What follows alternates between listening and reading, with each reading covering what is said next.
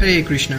একটা ভিডিও দেখছিলাম, সেখানে বলছে যে মাছ মাংস খাওয়া উচিত নয়, আমাদেরকে নিরামিষ খেতে হবে। এসব কোথায় লেখা আছে?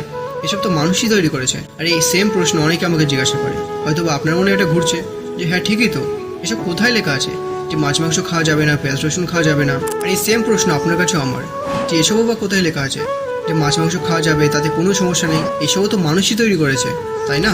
এখানে একটা এক্সাম্পল দিচ্ছি, হয়তো আপনি রিলেট করতে পারবেন। ধরুন কোনো স্বামী স্ত্রী কোনো কারণে কিছু বছরের জন্য জেলে গেছে, আর সেখানে তাদের একটা সন্তান হয়। এখন সেই বাচ্চাটার কাছে ওই জেলটাই হলো সবকিছু। বড় হয়েও সে সেই জেলটাকে তার ঘর বলে মনে করবে। ঠিক একইভাবে একটা ছোট বাচ্চা অন্যদেরকে মাছ মাংস খেতে দেখছে, আর সে নিজেও খাচ্ছে। আর এমনভাবে তার পরের generation, next generation after generation চলতে চলতে সেই ভুল জিনিসটাই সমাজে এস্টাবলিশ হয়ে গেছে। আর যে প্রশ্নটা আপনার মনে চলছিল যে এসব কোথায় লেখা আছে, তো অবশ্যই আছে। যদি একটু মনোযোগ সহকারে আপনি শাস্ত্র অধ্যয়ন করেন, তাহলে আপনি অবশ্যই খুঁজে পাবেন। তাহলে আপনি খুঁজুন। হরে কৃষ্ণ।